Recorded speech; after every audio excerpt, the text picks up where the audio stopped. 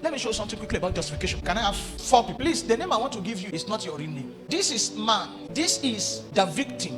This is the offended, and this is the accuser. Are you listening to this? I want to show you justification. Now, this man now sinned. He has offended God. God is the offended. When you sin, your offense is not first to man, it is to who? God. Because it is God that created the moral law. The moral law existed before Moses. The moral law was given to Adam in the garden. But when Adam fell, he lost it, and then the memory of it was first lost in man. Then God reenacted it by giving it to Moses. Thou shalt not kill. Thou shalt not. Thou shalt be.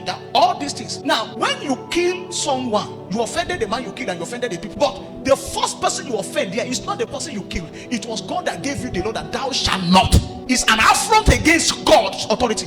You first rebelled against God before you offended your brother. Your original sin is rebellion. Then the one you now committed. Now God is offended. Then there is an accuser. This man, because God is offended, he can no longer face God. That's one. Then number 2. Because God is just, righteous, holy, he must judge sin and judge the sinner. And do you know something? God is love. Because God is love, many of you think the accuser will first accuse men. No, the first person that the accuser wants to accuse is God. Because the first time he appeared in the garden, he didn't come to accuse man. There was no man to accuse. The first person he accused in the garden was God. Are you see here with me? Because when he said, the Lord has said, he said, no, you will not die, for the Lord knoweth. So he told that he actually said that God lied. So the first person he came to accuse was God, and the first person that this accuser seeks to accuse is God. Now, the holiness of God demands that he judge sin and the sinner. The love of God demands that he shows mercy. Now, if he shows mercy to the sinner, the accuser will accuse him that he's not holy, he's not just. Why will he spare a sinner that has offended? And if he judges the sinner and destroy him, this accuser will still come and say you are not love. Are you following this? How will God now manifest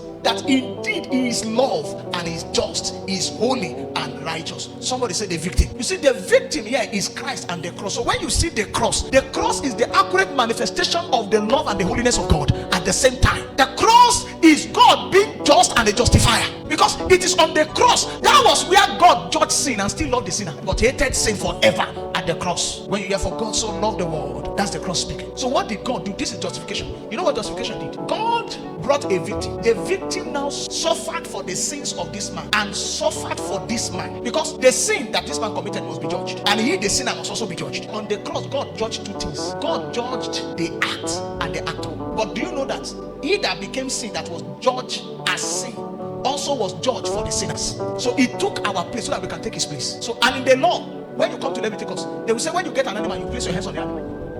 So this man, place your hands on this man, is the victim. Now, in the course of placing, this man has poured who he is on this and has taken who this man is. So when this man becomes this and this one becomes this one will take his place. So this man is reconciled to God. So between this man and God is standing the victim. That's the mediator. He suffered, then he reconciled this man back to God. Now God will justify this man. God will release him and say, you did it, you committed immorality, you are a sinner, you should die, you should receive a curse, everything should come upon you. But because somebody had suffered in your place, I set you free. That's what they call justification. Justification is another taking your place, though you are the one that offended. That suffering satisfied the holy God, and it silenced the accuser.